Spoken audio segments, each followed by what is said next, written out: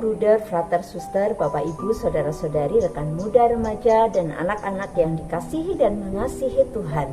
Kembali bersama saya, Suster Maria Emerita OP dari komunitas para Suster Santo Dominikus di Rawaseneng. Kita akan bersama-sama merenungkan Injil Matius di hari Jumat, tanggal 19 Agustus 2022, di mana kita hari ini bersama dengan Gereja Semesta memasuki hari Jumat dalam pekan biasa yang ke-20. Dalam Injil Matius yang kita dengarkan hari ini, kita menemukan sebuah jawaban dari Yesus atas pertanyaan orang-orang Farisi. Hukum manakah yang terbesar dari hukum Taurat?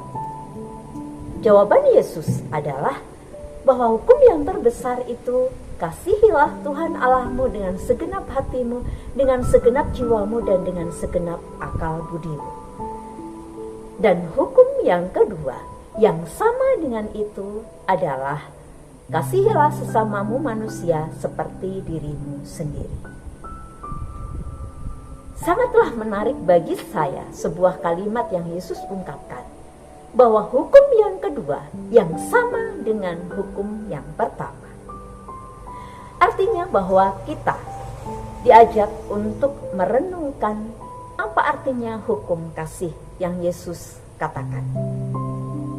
Hukum kasih yang Yesus ungkapkan ini telah merangkum inti dari seluruh hukum Taurat yang ada.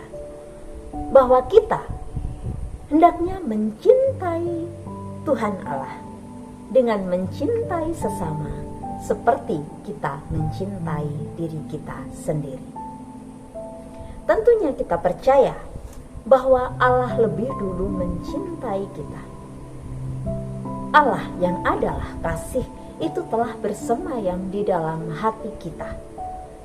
Maka kemanapun kita berada, hendaklah kita menghidupi hukum kasih, membawa cinta itu dimanapun kita diutus, terlebih di tengah sesama kita. Seringkali kita kurang menyadari atau mungkin lupa bahwa Allah yang adalah kasih itu telah tinggal di dalam diri kita. Maka kita juga hendaknya hadir sebagai wujud cinta Tuhan untuk memperlakukan sesama kita. Tentunya kita tidak ingin diperlakukan tidak baik oleh orang lain, maka jangan memperlakukan tidak baik terhadap orang lain. Apa yang tidak ingin kita terima, jangan pernah diberikan kepada orang lain. Seringkali kita lupa bahwa kasih yang Yesus ajarkan bukan semata-mata kita berada di dalam sebuah kenyamanan, di dalam suasana yang penuh kehangatan, dalam suasana yang damai. Tidak cukup itu, tetapi kasih adalah sebuah komitmen. Komitmen untuk mencintai siapapun, termasuk mereka yang tidak mencintai kita, mereka yang menganggap kita sebagai musuh. Tentunya, seseorang yang tidak nyaman dengan keberadaan kita akan bersikap atau akan melakukan sesuatu yang tidak mudah untuk kita terima.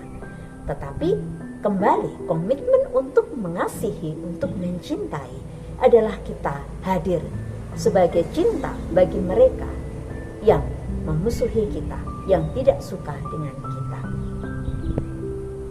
Kembali bahwa kita pertama-tama mencintai Allah dengan segala ketulusan hati kita, dengan pemberian diri kita.